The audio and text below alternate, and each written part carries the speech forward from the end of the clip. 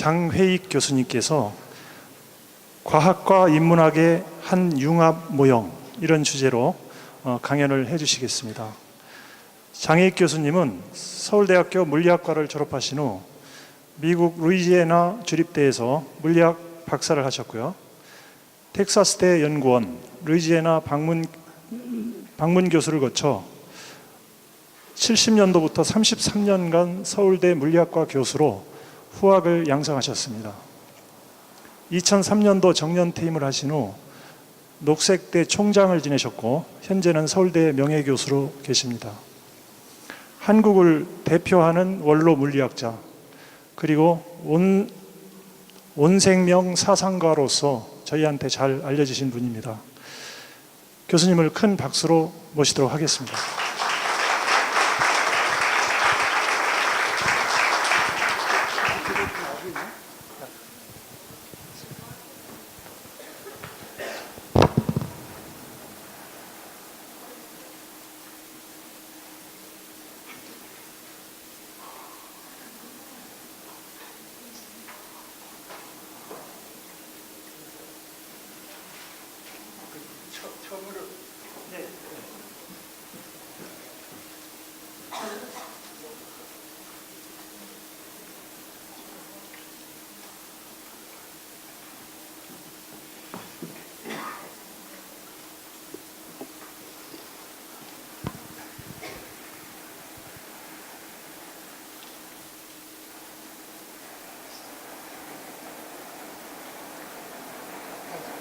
처음은 아니죠.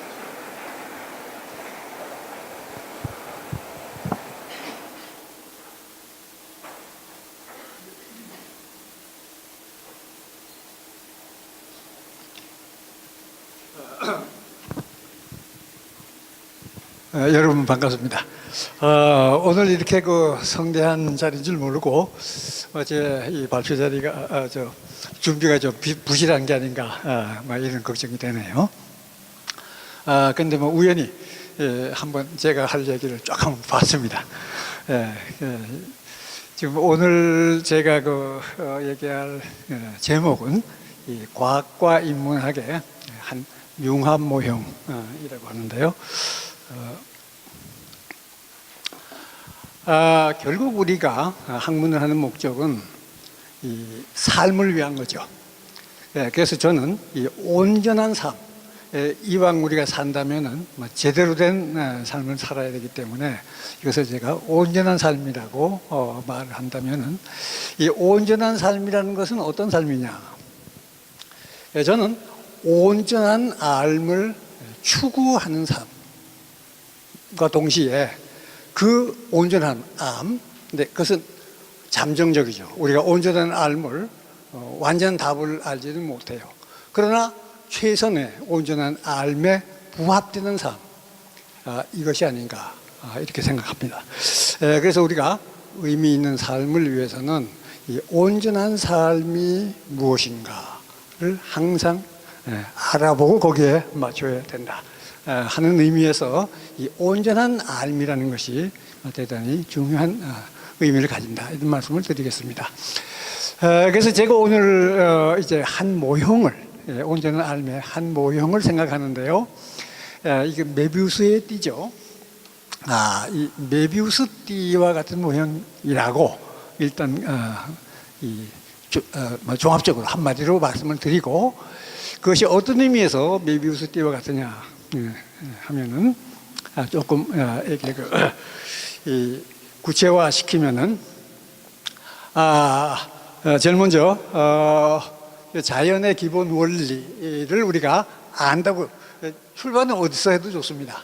근데 일단 저것을 우리가 안다고 하면은 그것을 통해서 우리가 지금 박정범 교수님이 우주에 대해서 아주 놀라운 또 새로운 말씀을 해주셨는데요. 우주를 이해할 수가 있죠.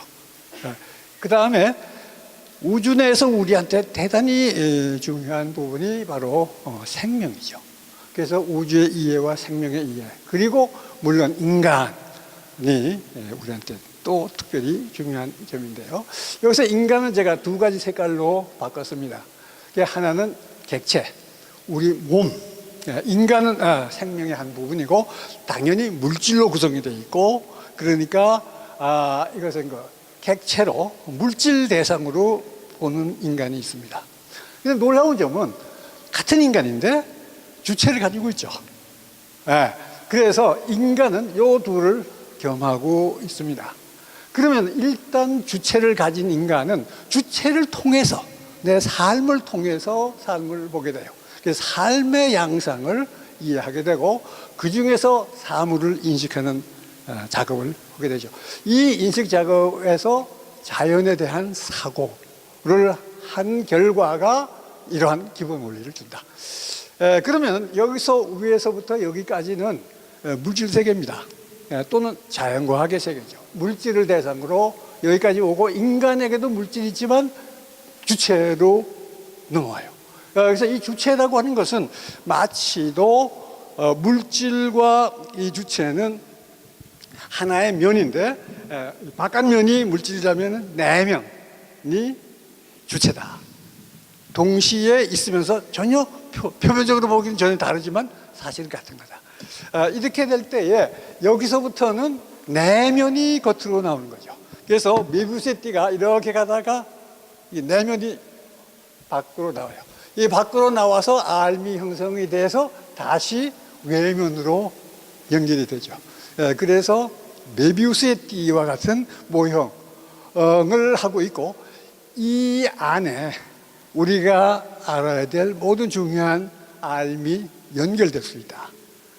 특히 과학과 인문학, 과학은 이쪽 분야라면 인문학은 이쪽 분야인데 이렇게 연결된다 하는 것이 제가 말씀드리려고 하는 그 모형의 개요라고 할 수가 있습니다.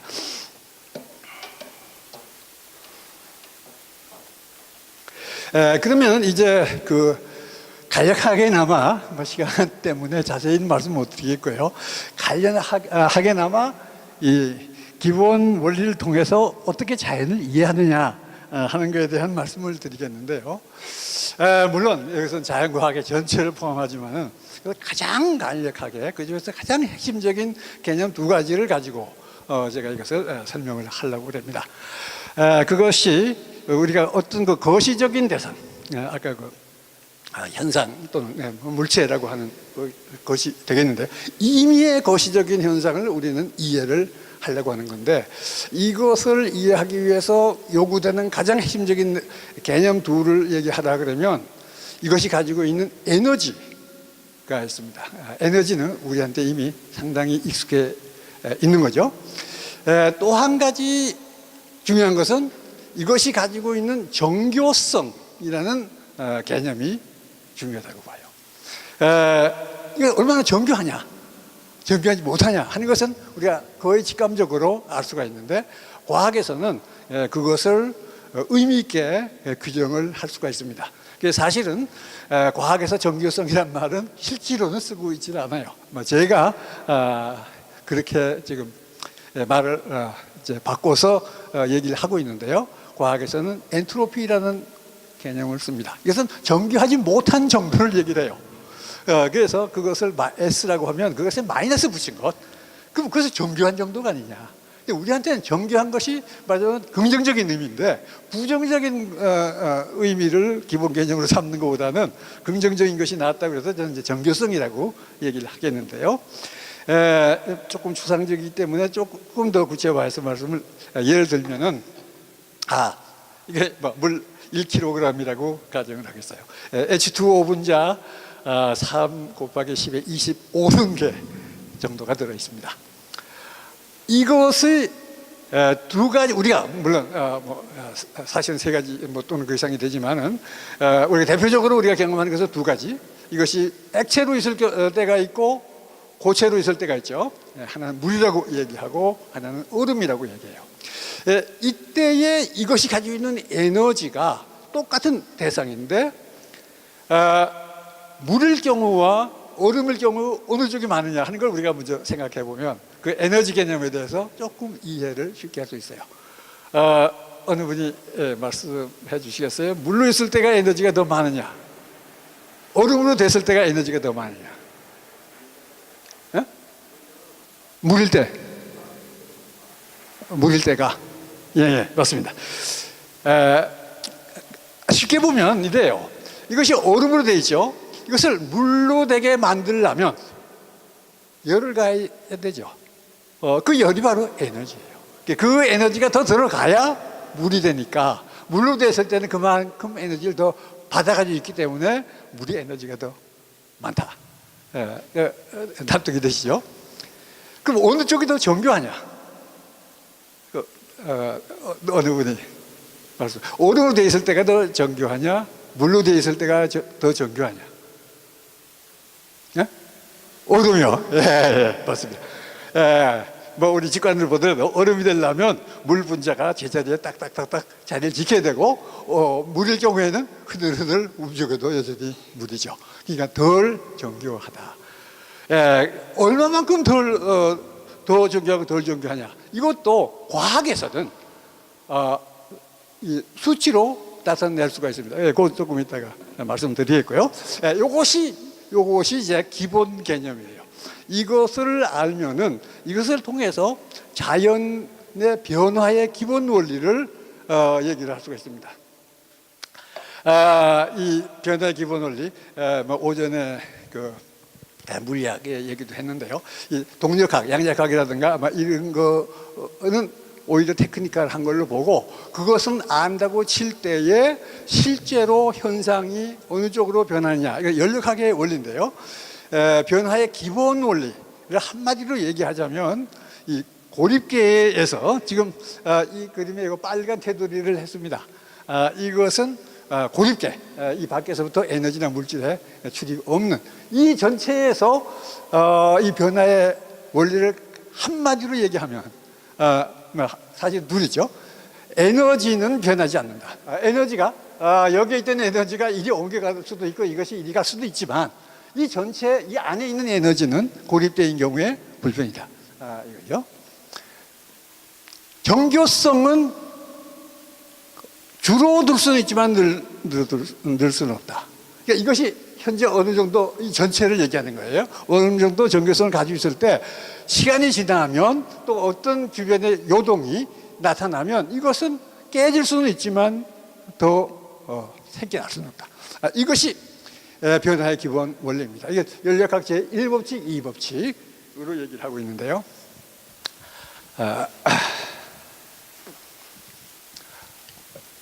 만약에 이것을 우리가 이 전체를 배경계와 대상계로 구분한다면, 지금 현재 이 방도 마찬가지죠. 지금 제가 이 대상 하나를 얘기했지만, 이 대상은 고립계가 아니에요. 이 방 안에 있죠. 이 방에 공기가 있어요. 그것을 배경계라고 하면, 이 대상계, 저 물병이 어떻게 되겠냐? 이 공기 안에 있을 때, 이럴 때는 어떤 얘기를 하느냐면, 그 둘의 에너지의 변화의 합은 0이고 정교성의 변화의 합은 0보다 작다. 당연히 이렇게 가겠죠. 이것보다가 이제 대상계만 얘기할 때는 자유에너지라고 하는 것을 정의하는 것이 대단히 편리합니다. 이것은 워낙 중요한 개념이기 때문에, 그러나 우리한테 익숙한 개념은 아니에요.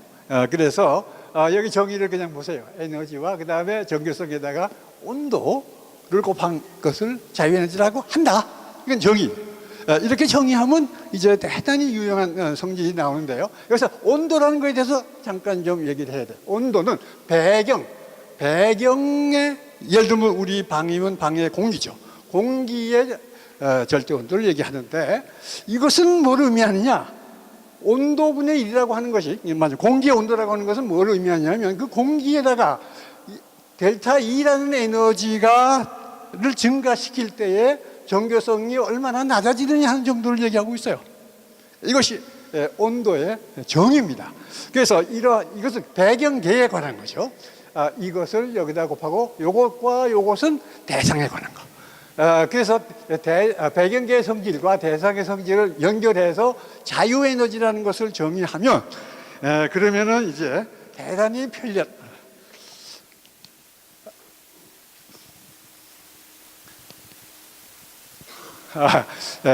여기서 길게 설명 안 하겠습니다만 이 자유에너지 변화라고 하는 것은 그럼 어떤 결과가 나오느냐 하는 것은 에너지 E와 이 전교성의 변화하고 이렇게 관계가 되는데 여기 준다고 하는 것은 뭘 의미하느냐 이걸 의미하죠. 그래서 요것은 T는 이걸 의미하죠. 집어넣으면 이 식이 나와요. 그런데 이것과 이것은 아까 얘기한 것처럼 에너지 보존되기 때문에 다시 말하면 이 정교성의 합이 줄어든다는 얘기는 결국 자유에너지가 줄어든다는 얘기하고 마찬가지예요. 따라서 자유에너지 변화의 기본 원리를 아주 간단히 배경계가 있을 때 자유에너지는 항상 줄어든다. 이것이 이제 가장 기본적인 보편 원리. 다시 말하면 모든 변화는 자유에너지가 줄어드는 쪽으로만 일어난다 하는 말씀을 드리고 구체적인 사례를 조금 더 보죠. 지금 조금 전에 우리가 말씀드린 물과 얼음일 경우에 물의 자유에너지 지금 현재 상온에서 물의 자유에너지 값은 이거고 얼음의 자유에너지 값은 이거만큼 높습니다. 그러면은 이미 이것은 이 대상은 물로 있는 걸로 이미 표시됐어요. 상온에서는 당연히 우리가 물로 있죠. 그런데 온도가 변하면 이 자유에너지 값이 달라져요. 왜냐하면 온도의 함수니까. 그래서 보면은 0도씨 이하에서는 얼음이 물의 경우보다 자유에너지가 더 낮아요. 그러면 자유에너지가 낮은 쪽으로만 변한다 하니까 여기서 이렇게 변할 수는 있지만 여기서 이렇게 변하는 것은 연력학적으로 마땅치 않죠. 이것이 바로 왜 물은 0도씨 이하에서는 얼음이 되느냐 하는 것에 대한 대답입니다. 우린 다 아는 사실이지만 이 이유를 우리가 생각해 보는 거의 없죠. 그래서 그것이 바로 이 자유에너지가 감소하는 쪽으로만 변화가 일어난다. 이런 얘기가 되는데요. 사실 이제 온도가 높을수록 이 항의 역할이 커요. 근데 이것은 낮은 쪽으로만 가니까 온도가 높을 때는 낮은 쪽이라고 하는 건 정교성이 작은 쪽이 되죠. 그래서 온도가 올라가면 정교성은 줄어들어요. 뭐 그런 얘기가 되고 온도가 만약에 무한대가 되면 정교성은 0이 되는 것이 뭐 자연의 기본 이치라고 볼 수가 있죠. 그래서 우리가 이제 우주론 아까 박 교수님 얘기하셨는데 이게 우주의 빅뱅 당시의 자유에너지를 만약에 얘기한다면은 이런 이 차원으로 그냥 상상해서 그렸어요. 이런 모습이 돼. 그래서 가장 낮은 데에 있게 되는데 이것은 완전한 대칭. 다시 말하면 아무런 변화가 나타날 수가 없어요. 정교성이 전혀 없는 거기 때문에 온도가 이제 올라가면은 이것이 온도의 함수니까 이렇게 되죠. 더 올라가면은 그러면 여기에 요동이 있습니다. 근본적으로 우주에 요동이 있어요. 이대로 지속이 될 수가 없죠. 이 요동 때문에 어느 쪽으로인가 떨어져요. 이렇게 되면 변화가 나타나는 거죠. 이때에 비로소 힘과 입자의 구분이 가능하다. 따라서 우주 안에서 어떤 것이 구체적인 모습으로 현상이 나타나느냐 하는 것은 온도가 내려감에 따라서 자유에너지가 낮은 쪽으로 따라가다가 보니까 그런 것이 나타난다. 이렇게 이해를 할 수가 있어요. 간단히 두 식으로 설명했는데요. 그래서 사실 그 오전에 원자핵과 전자를 갖다가 맞춰서 돌리면 원자가 된다는 설명을 들었는데 우리가 전자를 어떻게 돌립니까? 온도가 내려가면 이것이 따로 있을 때의 자유에너지보다 원자를 구성하고 있을 때의 자유에너지가 더 낮아지는 거예요. 온도가 내려가면 이렇게 돼 있던 것이 이렇게 하는 거죠. 반대로 온도를 더 높여버리면 이것이 깨져서 마찬가지로 이것이 원자들이 더 큰 분자로 되는 것도 온도가 더 내려가면 이걸로 돼 있을 때보다가 이렇게 결합하고 있을 때가 자유에너지가 더 낮은 거예요. 또 소형 분자로 떨어져 있다가 더 큰 분자로 되는 것은 역시 온도가 더 낮아서 대형 분자로 됐을 때가 자유에너지가 더 낮고, 그 중에 구체적인 사례가 액체와 고체로 됐을 때 우리가 이미 설명했죠. 그래서 이것은 모든 현상에 나타나는 기본적인 법칙이다. 그래서 우리가 우주 내에 있는 현상을 이해하기 위해서 이 자유에너지라고 하는 키워드를 중심으로 이해하면 간단한 한 가지 그 법칙에 의해서 이것들을 이해하게 된다. 이런 말씀이 되겠어요. 그런데 이제 제가 앞으로 그 설명을 위해서 이 바탕 질서라는 것과 이 국소 질서라고 하는 개념을 구분하겠어요. 국소 질서는 어떤 정교성을 가진 어떤 덩어리가 시간 공간적으로 이게 그 제한되어 있는 경우를 국소 질서. 그리고 공간적으로 전체에 퍼져 있는 경우를 바탕 질서. 그리고 이것은 바탕 질서를 나타내는 기호로 사용을 하겠어요. 그러면 자유에너지가 왜 중요하냐? 이미 말씀을 드린 거예요. 어떤 변화가 나타나더라도 이미 높은 자유에너지에 있어서 더 낮은 자유에너지를 가진 쪽으로 갈 수 있어야 변화가 일어나는 거예요. 모든 변화는 자유에너지의 감축을 통해서 일어난다. 그러니까 만약에 자유에너지가 바닥에 있으면 아무 변화가 일어날 수가 없죠. 근데 더구나 살아있는 주체의 입장에서 보면 우리가 활동을 하는데 이것은 우리가 여분의 자유에너지를 가지고 있어야 뭔가 움직일 수가 있지, 우리 자신의 자유에너지가 바닥이 되면 꼼짝할 수가 없는 거죠. 아주 쉽게 얘기하면 우리한테 뭐죠? 용돈이나 마찬가지입니다. 용돈이 아무것도 없으면은 사회적으로 아무것도 우리가 할 수가 없는데, 용돈이 있어야 뭐든지 살 수도 있고, 그러한 역할을 하는 것이 자연계에서는 자유에너지다. 이런 것을 우리가 생각을 하는 게 좋겠어요. 그런데 우리 지구상에는 상당히 풍부한 자유에너지가 있기에 많은 변화가 일어나죠. 우리 지구상에 자유에너지가 자꾸 쓰기만 하고 없어지기만 하면은 자유에너지가 금방 바닥이 날 거 아니겠어요. 그러면 어떻게 활동이 가능하냐 하는 것은 우리가 이미 아다시피 태양에서부터 에너지가 와요. 그럼 그 에너지의 상당 부분이 자유에너지로, 다시 말하면 이 태양광이 지구 주변을 둘러싼 여기에 도달할 때는 이거만한 자유에너지를 가지고 도달해요. 이거만한 에너지, 그 공식이 에너지가 이것만큼 여기 올 때에 이것이 가지고 있는 자유에너지는 이렇게 된다 하는 식을 얘기할 수 있는데요. 구체적으로 적색광, 광합성에 가장 많이 사용된 적색광의 경우에는 예를 들면은 이것의 76.4% 정도가 자유에너지로 활용될 수가 있어요. 물론 100%안 되죠. 하지만 우리가 이것만 가지고도 상당히 잘만 활용하면 우리한테 유용한 걸로 바뀌게 되죠. 이것이 이제 생명이 활동 가능하게 되는 생명의 원동력을 이루는 그 기본 원천이다. 이런 말씀을 드릴 수가 있어요. 그런데 이제 구체적인 국수 질서들이 어떻게 나타나냐?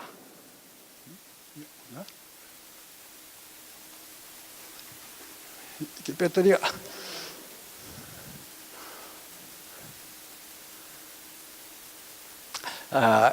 이 국소 질서가 어떻게 나타나느냐 하는 사례를 보면은 자유에너지와 물질의 유입이 있을 때에 여기에 요동이 일어나면 자유에너지가 더 높은 쪽으로 순간적으로 확률적으로 올라갈 수가 있어요.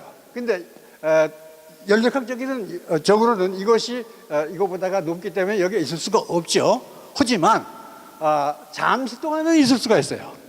그래서 잠깐 여기 있다가 다시 일이 떨어지죠. 물론 이 장벽을 넘어야 되는데 이 장벽은 촉매라든가 여러 가지에 의해서 이것을 속도를 많이 바꿀 수가 있지만은 어쨌든 간에 잠시 동안은 이 자유에너지가 가장 낮지 않은 데로 갈 수도 있다. 물론 자유에너지가 외부에서 공급이 되면 그러면 여기 있던 것을 이리 올릴 수가 있다.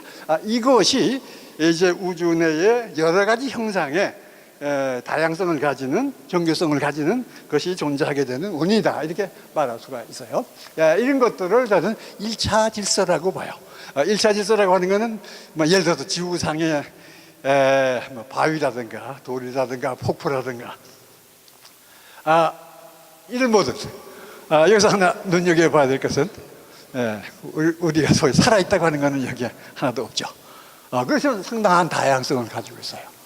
이것은 1차 질서예요. 그러니까 말하자면 주어진 소지에서 자유에너지가 계속, 물론 태양에서부터 에너지가 오는 걸 전제로 해서 자유에너지가 최소로 하면서 만들어진 현상들. 이것은 화성의 최근의 사진이지만 거기도 크게 다르지도 않아요. 이런 것은 우주 내의 어떠한 행성에서도 다 비슷한 현상들이 있어요. 근데 여기까지는 물리과학자들은 지질학자를 포함해서 이것을 연구하죠. 왜 이렇게 돼 있냐. 그런데 정말 우리한테 중요한 사실 하나는 그 중에 이런 것도 있다. 우리는 자갈더미나 토끼한마리나 대수롭지 않게 볼 수가 있지만 이것하고 이것의 정교성을 비교해 볼 것 같으면 이것의 정교성은 저 짝에 비해서 비교가 불가능할 정도로 높은 정교성을 가지고 있어요. 근데 이렇게 높은 정교성을 가진 토끼가 여기서 질문이 두 가지였어요. 어떻게 출현할 수 있냐? 그 다음에 그 활동의 자유에너지 소스는 뭐냐? 이것이 생명을 이해하는 핵심적인 문제예요. 이 두 개에 대한 대답을 제대로 하면 생명을 이해한다 하는 말을 할 수 있게 돼요. 그래서 이제는 지금까지 이제 1차 질서를 우리가 이해했는데 이렇게 되는 것을 이제 앞으로 2차 질서, 이건 전혀 다른 성격의 정교성을 가지는 건데 이것의 가능성에 대해서 지금부터 설명을 하겠어요. 여기서 아주 간단한 문제 하나를 제가 제시하는데요. 지금 이것은 하나의 정교성을 가진 어떤 물체가 됐는데 이것을 구성하는 이런 물질들은 흔히 있어요. 여기까지 이런 물질들이 흩어져 있다가 우연히 말하자면 요동 속에서 이것이 생겨날 수가 있어요. 근데 이것의 정교성이 클수록 그 생겨나기에 필요로 한 시간은 길죠. 왜냐하면 잘 일어날 수가 없어요. 기적이라고 하는 것은 매일 일어나면 기적이 아니죠. 100만 년, 1억 년 만에 한 번 일어나야 기적인데, 예를 들어서 100만 년이 지나면 우연히 이만한 정교성을 가진 것이 생겨났다 하는 가정을 하겠어요. 하지만 이것은 정교성이 워낙 높기 때문에 짧은 시간 지나면 금방 이걸로 떨어져요. 예를 들어서 3, 4일이면 100만 년이 걸려서 생겼지만 3, 4일이면 그러니까 이것이 여기서 존속하는 시간은 3, 4일을 100만 년으로 나눈 포션만 여기서 존속하죠. 자, 이럴 경우에 이제 문제는 뭐냐면 다시 여기에 더 얹혀서 이거보다 한 단계 높은 정교성을 가진 이런 것이 또 생겨날 수가 있어요. 시간이 충분히 지나면. 그런데 이것은 어떠한 정교성을 가지고 있는 거 하니, 만약에 이것이 계속해서 한 자리에 늘 있다면 다시 100만 년 동안 주변에 어떤 요동이 있고 물질이 지나가면 이게 된다. 아시겠죠? 그 정도로 정교한 거예요. 그런데 이런 것이 실제로 이 바닥에서부터 여기까지 생기는데 실제로 시간은 얼마나 걸리겠냐? 이것은 지금 가상적인 질문이에요. 왜냐하면 이것이 일이 아닌데, 계속 여기 있지 않은데 있다고 가정하면 100만 년 더 걸린다고 그랬어요. 실제로는 여기에 어떻게 있느냐? 100만 년에 3, 4일밖에 없어요. 그러니까 그 100만 년이 지나면 3, 4일, 또 100만 년이 지나서 또 3, 4일, 이것이 다 쌓여서 100만 년이 지나면 이게 생긴다, 그 얘기죠. 그럼 이게 얼마가 되겠어요? 간단한 계산을 할 수가 있어요. 공식 이거예요. 100조 전이 걸려요. 100조 전. 우주 지금 138억 년 박 교수가 얘기하셨는데, 우주 138억 년에 7,000번, 우주가 현재까지 지나온 시간에 7,000바퀴를 돌아야 한 단계 더 높은 정교성을 가진 대상이 생겨난다. 그럼에도 불구하고 토끼는 엄청나게 더 큰 정교성을 가지고 있죠. 그러니까 이것만 가지고는 우리가 이해를 할 수가 없어요. 그런데도 실제로 토끼가 있다고 하는 것은 어떤 이유 때문이냐? 여기에 이제 그것이 이제 2차 질서인데요. 여기에 핵심 개념이 있습니다. 이 자체 촉매적 국소 질서. 문제가 있어요. 이건데요. 이거 ALO라고 하겠는데, 이것은 자신의 존속 기간 안에 자신과 대등한 국소 질서를 형성하는 데 결정적인 기여를 하는 국소 질서. 그러니까 어떤 존재가 있으면 이것은 이 어떤 그 프로세스가 있으면 거기에 끼어서 그것을 돕기도 하고 방해하기도 하고, 이것이 촉매 역할이죠. 근데 이것은 그것이 있으면서 촉매를 하는데 뭐를 어떻게 촉매를 하냐면, 그렇게 만들어진 산물 자체가 자기하고 같은 거가 나오는 그런 촉매를 하는 것을 이 자체 촉매적 국소 질서, 오토캐달리틱 로컬 오더라고 이렇게 부르고 편의상 ALO라고 하겠어요. 이런 것들이 있을 수가 있고, 만약에 이것이 있다면은 아까 얘기한 거하고 전혀 다른 결과가 나온다. 그것을 지금 보여드리겠는데요. 자, 이것이 자체 촉매적 국소 질서라면 처음에 이거 하나 나올 때에 100만 년이 걸렸지만 하루 이틀이면 이거 2개가 돼요. 그 다음에 또 며칠 지나면 이렇게 4개가 되는데, 이쯤 되면 이 중에 몇 개는 이미 수명이 짧아서 3, 4일 지났으니까 깨지지만 그래도 남는 것이 더 많죠. 그러면 그것들이 또 이렇게 되고, 이것이 일부 깨지지만 점점 많아지죠. 그래서 만약에 이것이 자체 촉매적 국소 질서라면은 아주 짧은 기간 내에, 예를 들어서 2개월 안에 10만 개가 나올 수가 있어요. 2개월 안에 10만. 그러니까 처음 하나 생겨나는데 100만 년이 걸렸지만 그거 하나 있게 되면 그 다음부터는 한두 달이면은 10만 개가 있는 거예요. 그러면 아까 우리가 생각했던 문제로 다시 돌아가요. 이것이 하나 있을 때에 다시 여기에 요동을 해서 이거 생기는데 100만 년이 걸렸죠. 이번에는 하나가 아니고 10만 개가 있어요. 그러면 그 중에 어느 하나를 통해서 이게 되더라도 이게 나오죠. 그때 이게 나올 내 필요한 시간이 얼마가 되겠어요? 하나 있을 때 100만 년이 걸리는데 10만 개 중에 어느 하나를 걸쳐도 이게 된다 그러면 얼마만한 시간에 이것이 나올 수가 있어요? 암산이 되는데요. 10년이면 돼요. 아까 100조 년이 걸리는 것이, 이게 자체 촉매적 국소 질서라면 10년에 하나씩 기적 같은 사실이 나타난다. 그리고 이것도 또 자체 촉매적 국소 질서라면 계속해서 그렇게 나가요. 그래서 자체 촉매적 국소 질서가 되면 불과 예를 들어서 우리 지구상에서 한 3, 40억 년 동안 최초의 자체 촉매적 국소 질서가 생겨났다면 매 10년마다 한 단계 높은 이 정교성을 가진 것이 출현하면은 3, 4억 번의 점프를 뛰었죠. 3, 4억 번의 점프를 뛰면은 뭐가 나오냐? 토끼가 나올 수 있다는 거죠. 그래서 그러한 토끼가 있을 수 있다. 그 토끼뿐 아니고 여기 앉아 있는 우리들 같은 존재도 크게 보면 자체 촉매적 국소 질서예요. 우리가 만들어지기 위해서 우리하고 비슷한 존재가 있어서 그 존재들이 촉매 역할을 해서, 그 존재가 우리를 직접 만든 게 아니에요. 자기 그냥 몸이 있음으로써 우리 같은 것이 나왔죠. 나온 프로세스는 이 전체 더 큰 시스템 속에서 나왔는데 계속해서 그렇게 나오는 거예요. 그래서 그렇게 나온 존재가 2차 질서인데, 여기 계산. 여기서 이제 그렇게 되면 궁금해지는 점이 하나 있어요. 도대체 어떠한 것이 있으면 자체 촉매적 국소 질서가 되느냐 하는 거죠. 도대체 뭐가 어떻게 되면 자체 촉매적 국소 질서가 되느냐.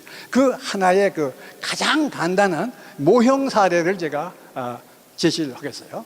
그래서 어떠한 구성체를 만드는 이 구성 요소가 A, B, C, D, E 4가지가 있다고 가정해요.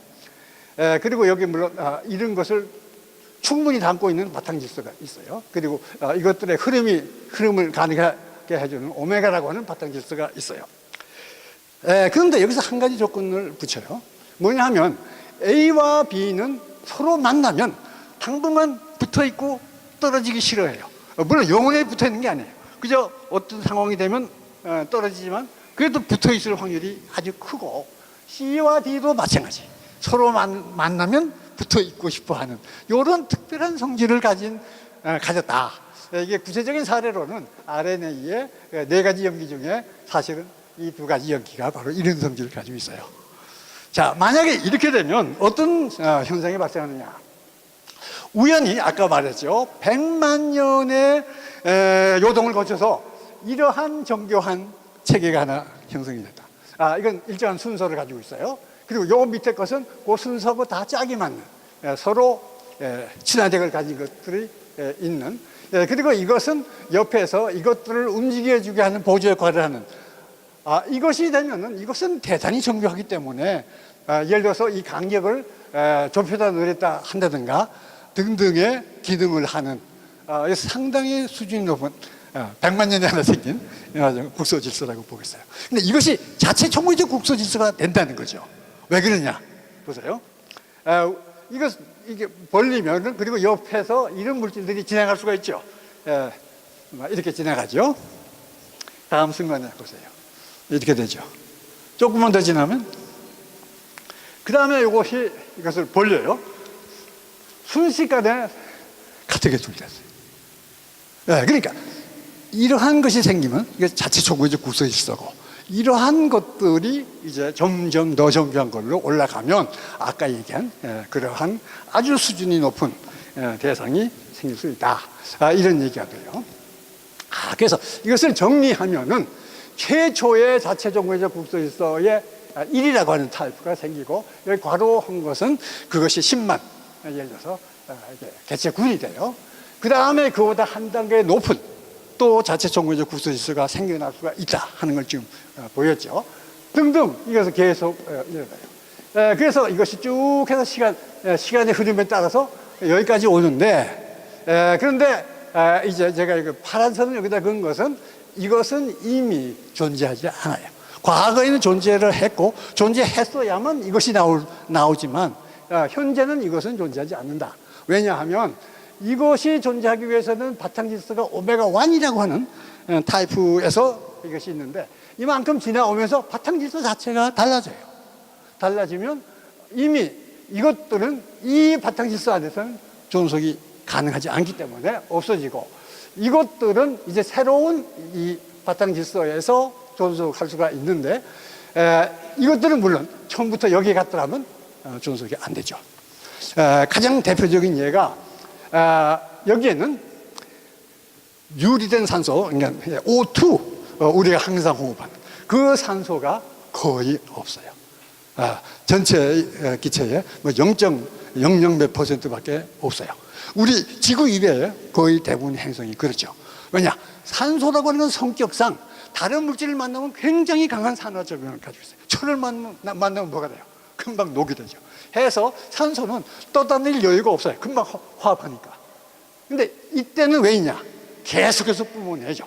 뿜어내는 게 있기 때문에 화합하는 속도보다 뿜어내는 속도가 더 크진 않고 균형을 맞추기 때문에 계속 있고, 현재 우리는 한 20% 정도가 있고 그래야만 이것들은 존속이 돼요. 이것들은 산소를 만나면 제거가 되죠.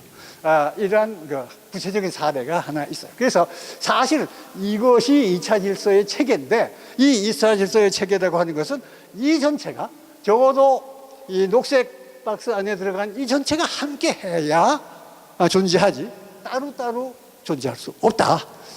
이런 성격을 가지고 있죠. 이것이 지금 우리가 볼 때에 2차 질서의 존재론적인 단위. 2차 질서는 존재하자면 역사적으로는 이러한 과정을 거쳐야 되고, 적어도 현존 질서는 적어도 이것을 가지고 있어야 한다. 이것이 뭐냐? 우주 내에 이런 것이 있을 수가 있는데 이걸 뭐라고 하느냐? 이름을 온생명이라고 하자. 이것이 생명하고 밀접한 관계가 있죠. 아까 우리가 토끼 예를 들었지만, 토끼는 이 안에 있거든요.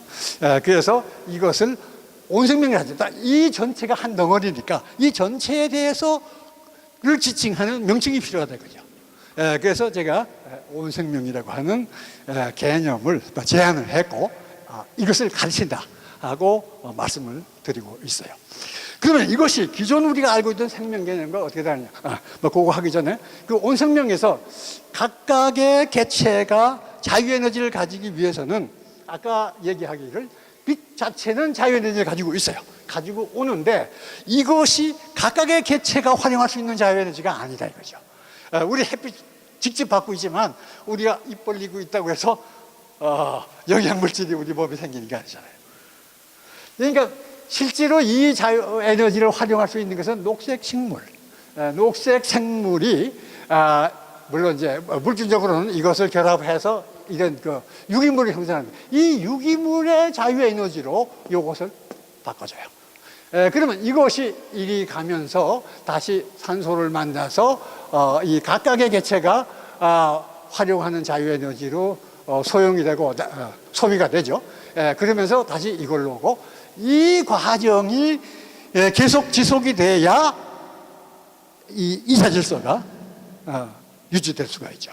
그래서 이 2차 질서는 분리될 수가 없는 하나로 존재한다. 이런 말씀이 되겠어요.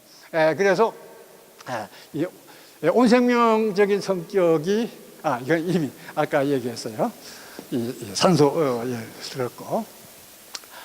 그래서 이제 생명이라고 하는 것의 존재론적인 단위는 뭐냐? 생명이라고 하는 것은 이러한 현상을 얘기하는데 이것의 존재론적인 단위를 어떻게 쳐야 되느냐? 이 전체를 하나로 봐야 된다 이거죠. 이것이 온생명 관점이에요. 근데 과거에 또는 대부분의 현재 사람들은 어떻게 보고 있냐? 생명은 이런 거 하나하나. 그래서 이 빨간 것만 따로 이렇게 또는 처음엔 이거. 그러니까 처음에 이거 생겼다가 이거 되고 이것을 생명이라고 우리가 보고 있어요. 토끼 한 마리 속에 생명이 있다. 살아있는 사람 속에 생명이 있다. 우리가 이렇게 보고 있죠. 그러면 그 생명이 뭐냐? 그것을 구별할 수가 없어요. 토끼 안에 있는 어떤 성질이 도대체 그 중에 어떤 것이 생명이냐? 이것이 말은 쉽지만 우리의 일상적 생명 개념은 어디서 왔냐면 이거죠. 우주 내에 여러 가지 국소 질서가 있는데 그 중에 이런 종류의 국소 질서도 섞여 있어요. 그러면 이러한 종류의 국소 질서는 활동도 하고 굉장히 다르다. 토끼라든가 뭐 두더지라든가 또 소나무는 돌, 뭐 바위하고는 전혀 다르죠. 이게 우리가 직감적으로 느껴요. 그래서 그런 것을 살아있게 하는데 그 살아있음이라고 하는 성격을 그것이 가지고 있을 거다. 그것이 생명이다. 이것이 우리가 일상적으로 얻게 되는 생명 개념인데 이것이 문제가 있는 거예요. 토끼 안에 뭐가 있길래 생명이 되느냐. 그래서 학문적으로도 깊은 연구를 하죠.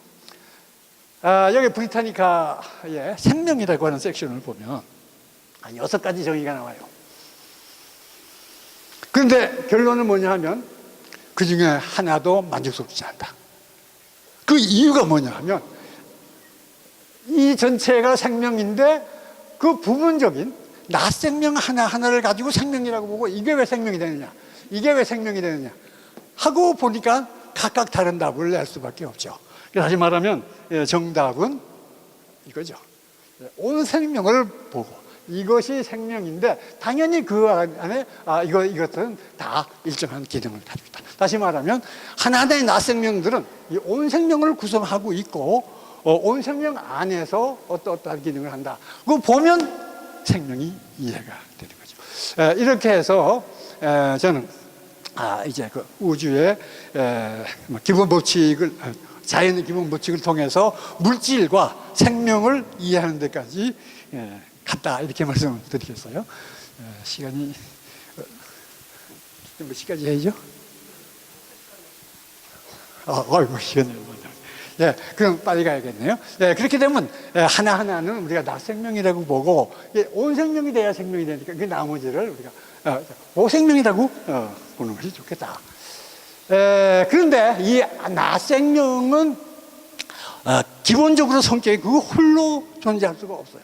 반드시 온 생명 안에서 하나의 참여자로서만 존재하고 의미를 가지게 되는데, 이것이 참여자로서의 생존 유지의 관건이 뭐냐면 여타와 여타의 그 참여자들과의 성공적인 관계 맺음이 필요하다 이거죠. 이 성공적인 관계 맺음은 이 외부 상황에 대해서, 이 오생명에 대해서 이것이 어떤 상황에 있느냐 하는 것을 자기 자신 속에 일부 가지고 있어야 매치가 돼요. 그래서 외부를 내적으로 반영하는 건데, 이것이 바로 지식이고, 또 이것이 변해 나갈 때는 그것을 변해 나가는 것을 수시로 가지고 교정해야 돼요. 그래서 정보가 필요한 거죠. 그래서 긴밀한 동조 아래 일어난다. 이것이 바로 알미라고 하는 거죠. 그래서 이 알의 담지자는 기본적으로는 개인이고, 그렇죠. 우리 한 사람 한 사람 다 알의 담지자죠. 그러나 우리가 왜 여기서 떠들고 있어요? 공유하죠. 인류 전체가 알을 우리가 공유하고, 이것이 가장 중요해요. 그래서 우리 인류가 공유된 알을 가지고 있고, 있어요. 그래서 이것이 이제 인류가 공유한 알. 이런 의미에서 인류라고 하는 것은 온 생명 안에서 어떤 존재냐? 온 생명을 하나의 신체에 대비시킨다면 인류의 기능은 두뇌의 기능이다. 다시 말하면 사람 생각이라든가 지적 활동을 하기 위해서는 우리가 두뇌가 있고 두뇌 활동을 하게 되는데, 이것이 우리한테 대단히 어쩌면 가장 중요한 기능이듯이 커다란 온 생명 안에서 인류가 특별히 기여하는 것은 뭐냐? 이것은 자유에너지를 생산하는 것도 아니고, 또 뭐 다른 어떤 걸 특별히 하는 것도 아니고, 생각을 하는, 삶을 이해하는 기능이 인류의 특별한 기능이다. 이것이 두뇌가 하고 있어요. 그런데 여기서 가장 놀라운 것은, 지금까지 얘기한 것, 이쪽은 두뇌 또는 모든 물질적인 것, 아까 얘기한 파란 선, 물질적인 세계인데, 그 안에 주체적 양상이 나타나요. 이 알을 가지게 되면 주체적인 양상이 나타나요. 다시 말하면 나라고 하는 거, 이게 주체의 발견이죠. 코기타 에르고 숨. 이것이 객관적으로 저 밖에 있는 것이 아니고, 그 안에 여러분들 한 사람 한 사람이 들어있다 이거예요. 내가 여기 있구나. 내가 여기 있구나. 나라는 것이 이 안에 포함이 돼요. 이것은 대단히 놀라운 거죠. 그것은 사실이에요. 나라고 하는 것은 주체된 자만이 주체성을 알 수 있는 그런 특별한 것이 있다. 이것이 생명이 가지고 있는 어쩌면 가장 신비로운 성질이다. 이렇게 얘기할 수가 있어요. 그래서 메비우스의 띠에 내면 삶의 세계가 나오죠. 그래서 우리 삶의 세계라고 하는 건 어떻게 되느냐? 가장 작은 나, 개체로서의 나가 있고, 공동체로서의 우리가 있어요. 우리 지금 여기서 하나의 공동체죠. 하지만 내 몸은 어디까지 가느냐? 내 생명은 온 생명이 나기 때문에 이 온 생명에 속하는 모든 것이 다 우리에 해당하는, 그러니까 1인칭에 해당하는 존재죠. 그래서 이 세계의 나가 어떠한 조화를 가지고 살아가느냐, 이것이 나라고 하는 주체에서 볼 때는 이 모든 것은 인문학적인 소재예요. 나와 옆에 있는 사람 또는 우리 또는 사회, 이러한 세계로 우리가 메비우스 띠 이면이 넘어가게 되죠. 여기서 그냥 그저 장난으로 했는데요. 사람에 따라서는 이것만 중시하는 사람이 있어요. 이런 사람을 우리가 소인이라고 그러죠. 이런 분도 있어요. 애국자 또는 문자. 근데 사실은 이런 사람은 드물겠죠. 서민. 그러니까 다시 말하면 이 세 가지를 우리는 어떻게 조화를 이루면서 사느냐, 이 우리 삶의 세계가 되겠어요. 뭐 온생명도 의식의 주체인가? 저는 온생명에 대해서 온생명을 나라고 생각하는 존재가 있으면 주체라고 봐요. 그렇지만 시간이 거의 가서 그냥 간단히 진행하겠어요. 우리 온생명은 지금 새로운 주체를 깨어나고 있다. 왜냐하면 우리 함께 사는 사람들 중에 내가 온생명이라고 생각하는 사람이 극히 적어요. 그래서 아직은 우리 대부분의 사람들은 온생명을 나라고 보지 못하고 있다.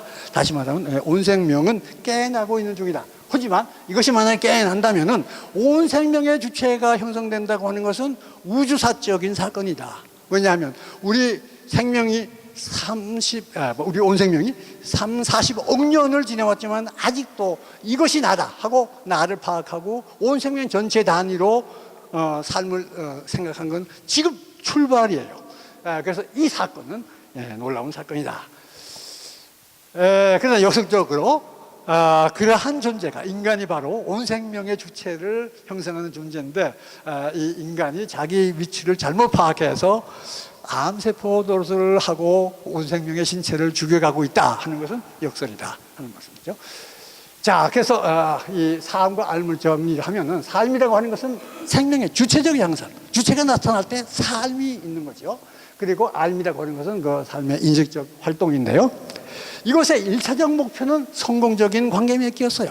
내가 살기 위해서 저 밖이 어떻게 되어 있느냐, 관계를 맺기인데 놀랍게도 우리 인간의 경우에 와서는 성공적인 자기 이해에 도달한다. 내가 누구냐 하는 데까지 가게 되고 뿐만 아니라 우주를 이해하는 데까지 가고 있어요. 다시 연결 구조를 보면 과학, 그건 여기까지 와서 주체가 돼서 삶의 양상을 이해하고 다시 인식을 통해서 이것을 이해하고 다시 여기서 한번 꺾이고 여기서 한번 꺾여요. 그래서 두 번이 꺾이면서 이것이 하나로 연결된 이것이 메비우스의 띠 모형인데요. 우주와 생명에 대한 외부 이해, 그래서 과학의 이해고 삶과 삶의 내적인 이해, 이것이 다시 일이 연결되는 거예요. 이 전체가 빈틈없이 연결될 때 우리 삶은 완성된다. 그러한 삶을 우리는 온전한 삶이라고 볼 수가 있겠다. 그러니까 진정한 학문은 순환적 연결 속에 이루어진다. 논리적으로는 이게 연결이 돼요. 순환 논리긴 하지만 전체를 엮어서 빈틈없이 순환시키는 것이야말로 온전한 삶이 아니겠냐 이렇게 저는 생각을 하고 있어요. 만약에 우리가 이러한 메비우스의 띠를 완성을 한다면 이것은 어떤 의미를 가지느냐? 인간이 메비우스 띠를 완성한다면 이는 인간과 우주 전체 사이의 새로운 내적 연관, 곧 새로운 정체성으로 연결되는 셈이고 우리가 이로 인해서 인간은 온 생명을 넘어서 명실상부한 우주적 존재로 부상하는 결과가 되지 않겠냐 하는 희망을 가지고 제 말씀을 마치겠습니다.